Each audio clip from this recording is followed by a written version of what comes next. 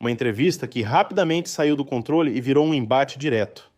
Durante conversa com o UOL, Romeu Zema fez críticas contundentes ao Bolsa Família e levantou um ponto que vem gerando debate em todo o meu país: a dependência de programas sociais sem políticas efetivas de geração de emprego. Mas o que chamou ainda mais atenção foi a reação dos jornalistas. Em vez de aprofundar o debate, o clima ficou tenso quando começaram as tentativas de rebater e justificar o programa, defendendo um modelo que, segundo Zema, precisa ser revisto com urgência. Com respostas diretas e sem rodeios, o governador manteve a postura firme e insistiu que o Brasil precisa incentivar o trabalho, o crescimento econômico e a independência financeira da população. Social, eu vou querer aprimorar em muito o Bolsa Família.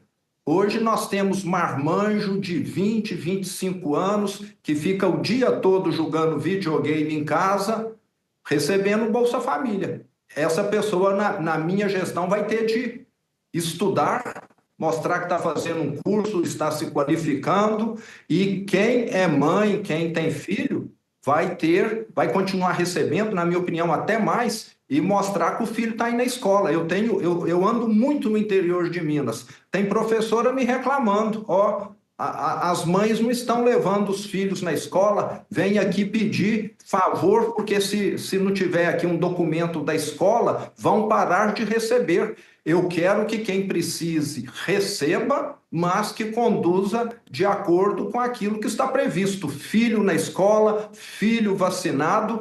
E agora o marmanjão, ele vai ter de prestar serviço voluntário para a prefeitura, ajudar numa creche, ajudar num lar de idosos, ajudar na limpeza pública. Ele vai, inclusive, estar se qualificando. No Brasil, nós estamos criando a cultura da dependência.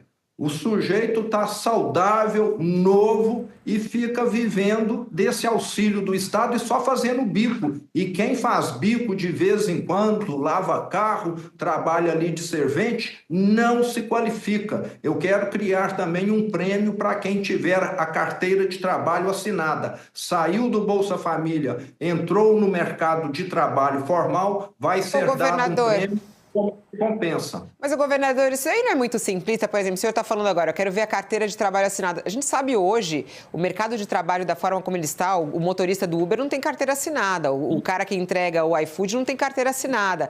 Muitas vezes a diarista não tem carteira assinada, porque faz faxina em várias casas. Não é simplista falar isso? E quando o senhor fala, por exemplo, que quer aprimorar o Bolsa Família, fazendo a retirada de pessoas que não deveriam receber, o senhor tem dados a respeito disso? Quem são essas pessoas que estão aproveitando de maneira errada o Bolsa Família? Ô, Fabíola, tenho sim, porque durante esses meus 7 anos como governador, eu fui a mais de 430 cidades, inclusive cidades de 1.000, 2.000 habitantes. Eu converso na rua com um pequeno produtor rural, eu converso na rua com um comerciante. E todos me alegam isso. Eu acho que as estatísticas no Brasil, às vezes, que estão falhas.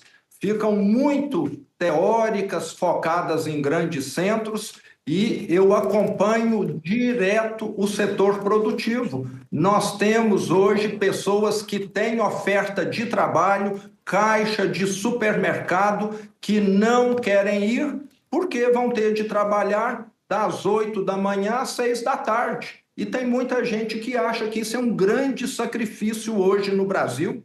Então, nós temos de mudar um pouco esse conceito. Não tenho nada quem quer ser Uber, que é MEI. Parabéns para esses microempreendedores que estão ralando e carregando o Brasil nas costas.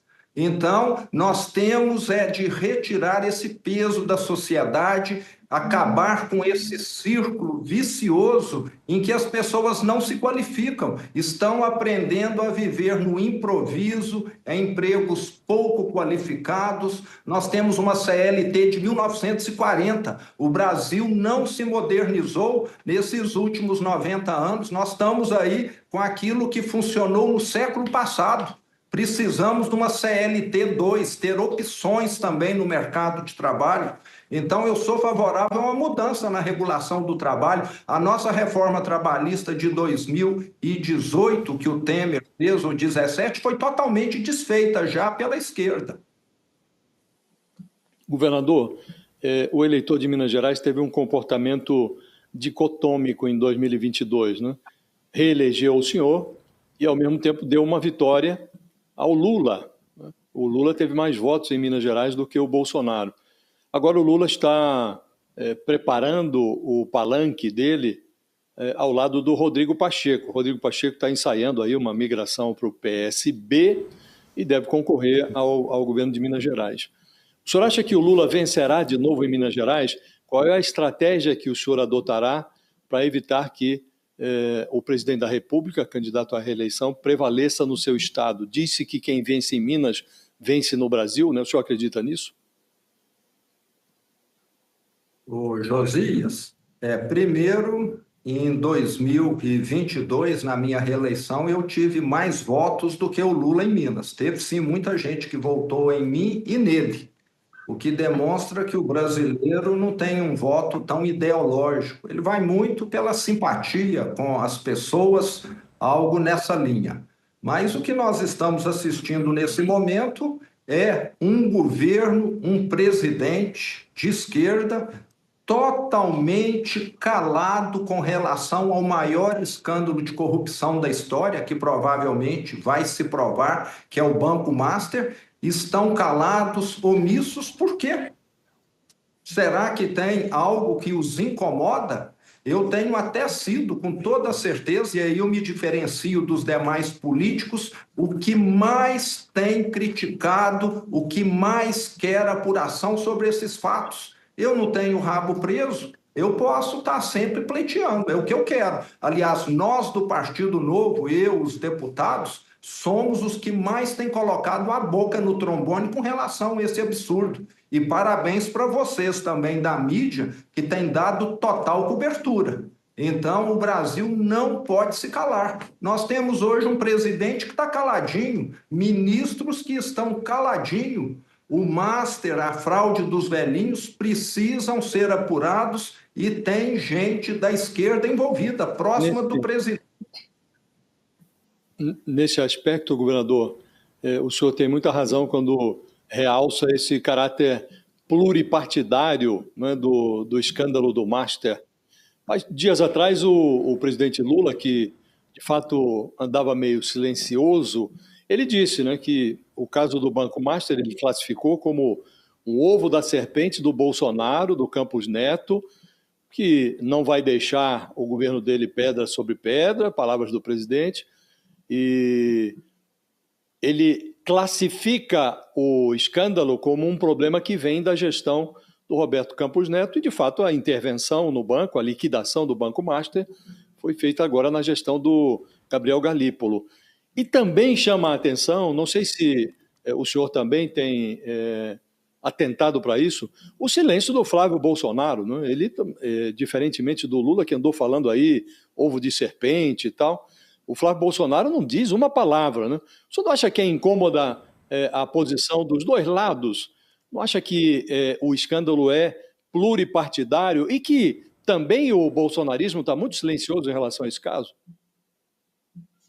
Josias, você tem toda a razão. Como eu disse, acho que a bancada do Novo, somos os que mais têm falado e eu não vou me calar com relação a esse escândalo.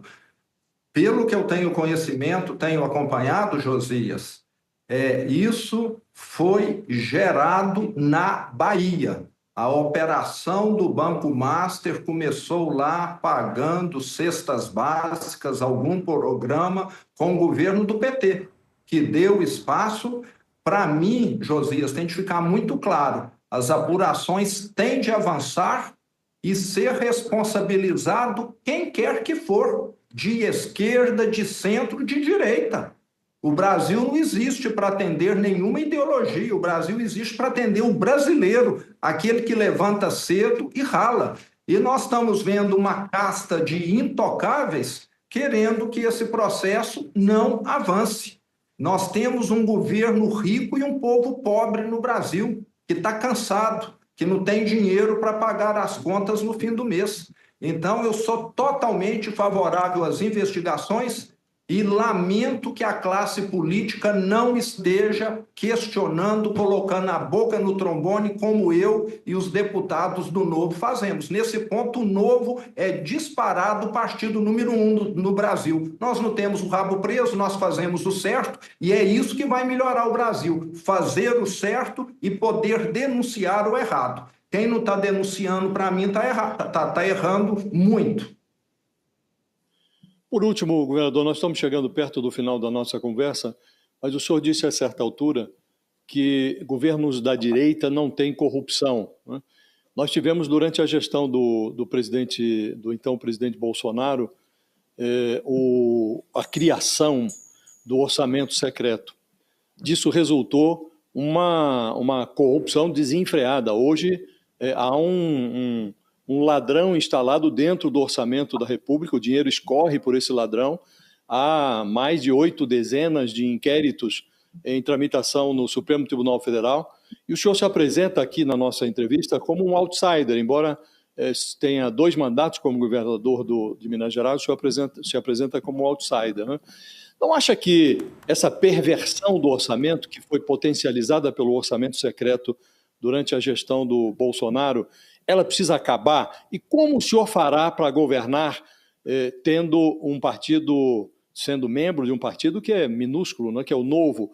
Como o senhor se relacionará com o Congresso sem orçamento secreto, sem emendas, sem essa ladroagem que se instalou no orçamento? O Josias, nós precisamos dar uma boa chacoalhada no Brasil, no Congresso. Em Minas Gerais, Josias, durante a minha primeira gestão, eu tive, sim, inicialmente dificuldades com a Assembleia Legislativa, mas eu tenho como missão mudar essa cultura de permissividade. Eu vou conversar, eu vou mostrar que precisamos ter um outro caminho, que alguns interesses serão contrariados, e à medida que você ganha credibilidade, você ganha tração e força para fazer essas mudanças. Na minha segunda gestão em Minas Gerais, onde os resultados já estavam visíveis, muito bem percebidos, adivinha se tinha deputado que queria ficar longe de mim? A maioria queria estar próximo. E eu os privilegio sem comprá-los, que é a prática no Brasil. Aqueles deputados de Minas que caminharam comigo, e foram muitos, eu fui na cidade deles, fiz diversos eventos com eles. A minha maneira de fazer política é a maneira lisa, é a maneira de trabalhar muito e não de chamar dentro de um gabinete e falar, vota comigo que eu vou te dar tanto. Isso não aconteceu no meu governo. Então, eu quero voltar com essa política, que é a política saudável, que é a política que vai fazer o Brasil caminhar para frente novamente. Fácil? Não. Impossível? Também não. Vai acontecer de um mês para o outro? Não. Mas nós vamos caminhar nesse sentido. Minas hoje está muito melhor em todos os aspectos, inclusive no ético. Converse com os prefeitos de Minas que você vai perceber isso. Antes eles eram perseguidos, eram pressionados e hoje eles têm um governo que é parceiro. Então nós temos de mudar esse modelo mental que passou a vigorar na política no Brasil e foi muito fomentado pela esquerda. A direita tem problemas? Tem de ser apurado e tem de ser sanado. Mas nós sabemos que tudo aquilo de mais grave aconteceu foi na esquerda. Petrolão, Lava Jato, Mensalão, etc. Na direita tivemos problemas, mas menos. Governador Romeu Zema, muito obrigada por estar aqui no UOL conversando com o nosso público. Até uma próxima oportunidade. Até uma próxima. Foi um prazer, um bom dia para vocês. Grande abraço. Abraço, governador. Obrigado.